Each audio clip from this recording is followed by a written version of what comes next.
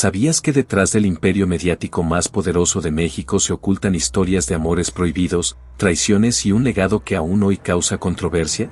Esta es la historia de Emilio el Tigre Azcárraga, un hombre que transformó el entretenimiento, pero cuya vida personal dejó una estela de misterio, polémica y morbo. Detrás de cada gigante, hay una sombra, y en el caso de Emilio el Tigre Azcárraga, esa sombra tiene un nombre, su propio hijo, Emilio Jan. Por primera vez, el heredero del imperio mediático ha decidido hablar, y lo que revela cambia todo lo que creíamos saber sobre uno de los empresarios más enigmáticos y controvertidos de México. Desde los humildes inicios de su padre en las ventas de la XCW, hasta convertirse en el cerebro detrás de Televisa, Emilio Jan nos lleva detrás del telón de la vida de un hombre que moldeó no solo la televisión, sino también el corazón de un país. Pero, según el propio Jan, la vida del tigre estaba lejos de ser perfecta. Mi padre era un hombre de extremos, implacable en los negocios, pero lleno de contradicciones en lo personal, confiesa. Las pasiones desbordadas de Emilio Azcárraga fueron tan públicas como privadas. Silvia Pinal, quien alguna vez lo describió como el amor de mi vida, fue solo una de las muchas mujeres que marcaron su historia. Sin embargo, Emilio Jan deja claro que no todo era glamour. Detrás de las cámaras, había una lucha constante entre sus ambiciones y su incapacidad para desconectarse del poder. Don Emilio Azcárraga Vidaurreta no escogió gente de radio para ese equipo, fue muy especial porque todos los de radio, pues en cierto aspecto pensaban que iban a participar en la creación de la televisión, pero vivió dividido entre ser el hombre más fuerte de México y un padre al que apenas entendíamos, admite. La relación entre padre e hijo no fue fácil. Él siempre esperaba más de todos, pero especialmente de mí, cuenta Emilio Jan. Las tensiones entre ambos se intensificaron cuando Emilio Jan intentó forjar su propio camino en los negocios. Vivíamos entre expectativas imposibles y silencios que decían más que las palabras. Había cosas de su vida que ni él mismo podía admitir, pero yo las viví desde adentro. Y es que, más allá de construir un imperio, el tigre dejó un legado lleno de secretos y rivalidades. ¿Cómo afectaron esas decisiones su relación con su familia? ¿Qué papel jugaron las mujeres en su vida? Y, sobre todo, ¿cómo lo veía su propio hijo? Emilio Jan finalmente ha decidido abrirse y contarlo todo. Comencemos por el principio. Si algo definió a mi padre, además de su genio para los negocios, fue su forma de amar. Intensa, apasionada, pero a menudo complicada. Sus relaciones amorosas eran tan legendarias como él mismo. Mi padre era un hombre de grandes gestos. Cuando se enamoró de Thalía, no solo quiso hacerla brillar, quiso inmortalizarla. Fue entonces cuando nacieron las icónicas Marías, María Mercedes, Marimar y María la del Barrio.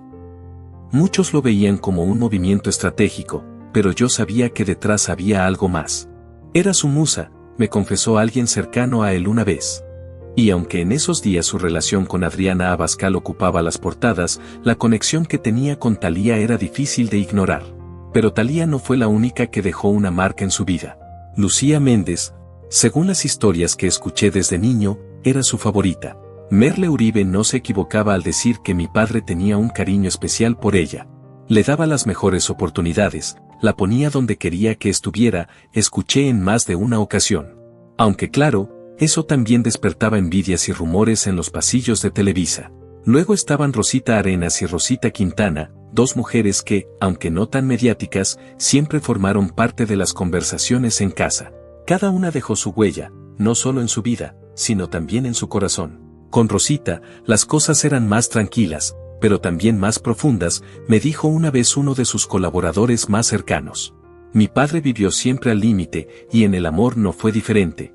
No veía barreras, veía oportunidades. Y aunque muchas veces su forma de amar era cuestionada, para él era la única manera de hacerlo, entregándose por completo, aunque eso significara vivir en medio del escándalo. También se rumorea un apasionado romance entre Emilio el Tigre Azcárraga y Ana Luisa Pelufo, la legendaria actriz que marcó un hito en el cine mexicano al protagonizar el primer desnudo registrado en la historia cinematográfica del país. Su valentía y talento no pasaron desapercibidos, ni siquiera para el magnate de la televisión. Pero las historias de amor del tigre no se detienen ahí.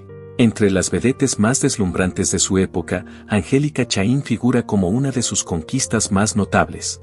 Dueña de una belleza que muchos comparaban con la de Marilyn Monroe, Chaín destacaba no solo por su presencia escénica, sino también por su carácter selectivo. Según se cuenta, solo los hombres que cumplían con sus estándares lograban captar su atención, y Emilio Azcárraga no fue la excepción. Lucía Méndez lo describía como guapísimo, poderoso y dueño de México, cualidades que definitivamente encajaban en los requisitos de Chaín. Otro de los grandes romances en la vida de mi padre fue Olga Breskin, la icónica violinista y actriz que deslumbraba tanto en el escenario como fuera de él. Olga no era simplemente una estrella en ascenso, era su debilidad. Olga tiene algo que nadie más tiene, le escuché decir en más de una ocasión. Su relación, aunque manejada con discreción, nunca dejó de ser un tema entre sus allegados. Para él, no era solo su belleza o su talento, sino esa capacidad única de conectar con su lado más humano, algo que pocos lograron. Y luego está Adela Noriega, otro de los nombres que dejó una huella importante. Adela no solo brillaba en pantalla, también tenía un lugar especial en el corazón de mi padre. Él siempre admiró a las mujeres con talento, y ella no era la excepción. Pero lo más sorprendente de esta historia no es su favoritismo, que muchos notaron, sino lo que ocurrió después de su muerte. Dicen que mi padre dejó instrucciones claras para asegurar el bienestar de Adela, protegiéndola con una pensión de por vida. ¿Qué tan profunda fue su relación? Ese es un misterio que aún alimenta rumores, pero lo cierto es que Adela se retiró casi por completo del ojo público tras su partida. Hablar de mi padre es hablar de un hombre lleno de pasiones, y una de las más inolvidables fue Silvia Pinal. Sí, la Silvia Pinal, la diva del cine de oro, la estrella que deslumbró no solo a México, sino al mundo entero.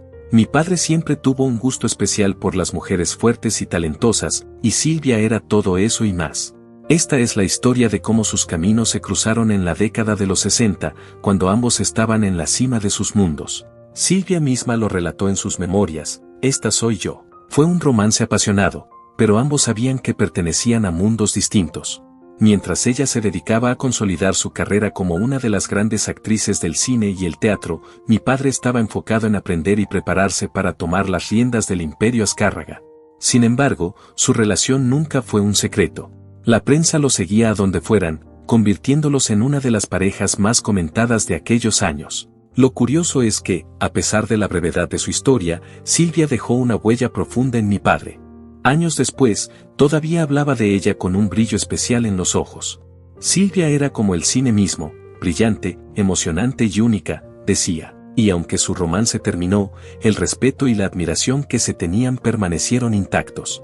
Hablar de mi abuelo, Emilio Azcárraga Vidaurreta, es hablar de un hombre con una voluntad de hierro, alguien que no se detenía ante nada para alcanzar sus metas. Pero con esa fuerza también venía una severidad que marcó profundamente a mi padre. Su relación estuvo siempre teñida de tensiones, presiones y expectativas que, según él, lo formaron, pero también le arrebataron mucho de lo que pudo haber sido. Desde que mi padre era joven, su vida estuvo marcada por la necesidad de demostrar que era digno del apellido Azcárraga. Aunque sus hermanas Laura y Carmela también recibieron una educación privilegiada, a él se le exigía mucho más. Mi abuelo no concebía un futuro donde sus hijas, por más talentosas que fueran, liderarán el imperio familiar. Para él, solo un hombre podía tomar las riendas de Telesistema Mexicano. Recuerdo escuchar a mi padre decir una y otra vez, Televisa me lo quitó todo, pero también me lo devolvió. Era su forma de explicar cómo su vida siempre giró en torno a las exigencias de la empresa y al carácter implacable de su padre. No había espacio para errores, y mucho menos para ser él mismo. Desde joven, mi abuelo lo puso a prueba. Lo obligó a trabajar en empleos humildes, como vendedor de enciclopedias puerta a puerta, algo que, según él, lo ayudaría a despojarse del estigma de ser un hijo de papi.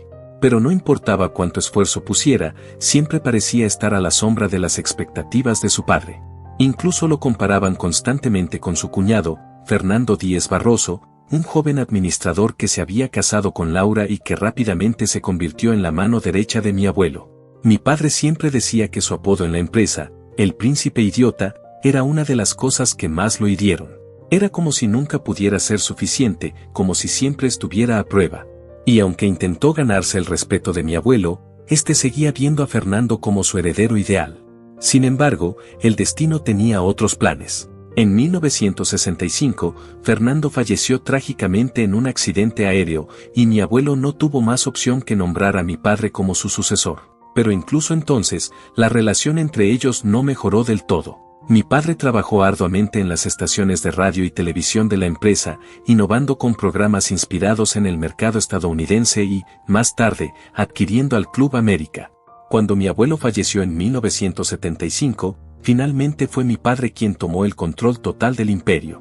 Contra todo pronóstico, logró lo que su padre nunca imaginó, transformar Telesistema Mexicano en Televisa, un gigante mediático que dominó el mundo hispano. A pesar de las constantes críticas y el escepticismo de su padre por demostrar que no sería como mi viejo, terminé repitiendo muchos de sus patrones. Y tal vez ahí radica la verdad. Con tono desafiante, afirmó nunca haber visto uno en la basura. ¿Dónde están los aparatos que ya no sirven? ¿Se los comieron? Nunca he visto un radio o televisor tirado. ¿Ustedes sí? Este comentario, aunque anecdótico, reforzaba su mensaje sobre la importancia del medio en la vida cotidiana. Para él, como para su padre y su hijo, la televisión era un negocio, un espectáculo para las masas. ¿Estaba realmente equivocado Emilio Azcárraga Milmo en su enfoque? ¿O simplemente fue honesto en un mundo donde pocos lo son? Estas preguntas nos dejan con más dudas que certezas, pero lo que es indiscutible es que su visión de la televisión y su capacidad para transformar la industria en México dejaron una huella imborrable, marcado por las presiones familiares y la necesidad de hacer frente a las expectativas de un imperio. ¿Cómo afectaron estos amores su carrera y la forma en que se relacionaba con el mundo? ¿Misma lucha por el poder y el control que siempre vivió dentro de Televisa? Y ahora, al ver cómo su hijo Emilio ya ha seguido los pasos de su padre, ¿podemos decir que ha respetado su legado y visión? ¿O crees que ha hecho lo necesario para adaptarse y, tal vez, modificar algunos de los paradigmas impuestos por su padre? ¿Está el legado de El Tigre aún vivo, o es el momento de construir algo completamente nuevo en el mundo de los medios? Te invito a reflexionar sobre estas preguntas y a dejar tus comentarios. ¿Qué opinas del enfoque del Tigre, de su vida, sus amores y su legado? Los leo.